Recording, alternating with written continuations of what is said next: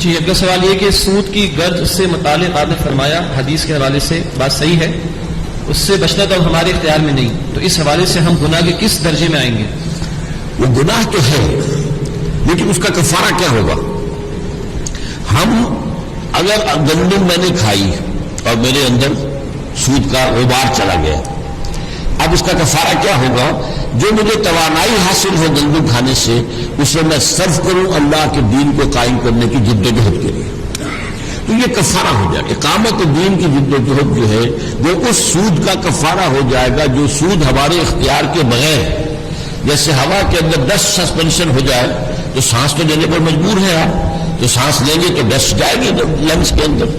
अगर कहीं धुआं हो तब भी आपको सांस तो लेना है, धुआं अंदर जाएगा। यही दोनों अल्फाज उर्दू में इस्तेमाल, गुबार और दुखान, धुआं या गुबार जरूर जाएगा, तो उसका जो है सफाई अंदर करें। अगर कुएं के अंदर कुत्ता जो है मर गया है तो उसे निकालते हैं कि नहीं, और उसके जो डोल निकाल, तो अपने अंदर को साफ करने के लिए वो जिद्दोजहद जो आप करेंगे, कुव्वत लगाएंगे, जान माल खपाएंगे, इनकलाब लाने के लिए, वो उसका कफारा हो जाए।